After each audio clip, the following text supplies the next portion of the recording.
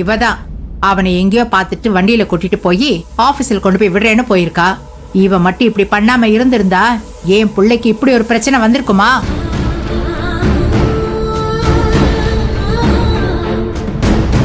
மாமா, அத்தை சொல்றது சரிதான் போல.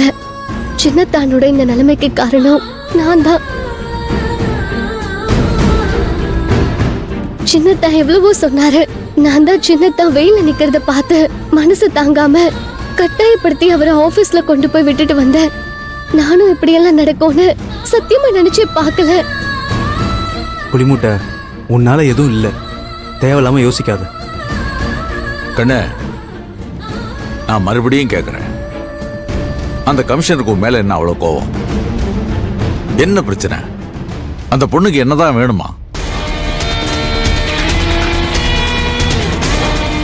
கார்த்தி, அந்த கமிஷனருக்கு உன்னை கண்டா ஏன் பிடிக்க மாட்டேங்குது? அந்த காரணம்லாம் எங்களுக்கு தெரியலனா கூட பரவாயில்ல, ஆனா உனக்கு தெரியும்ல, என்னன்னு சொல்லு கார்த்தி.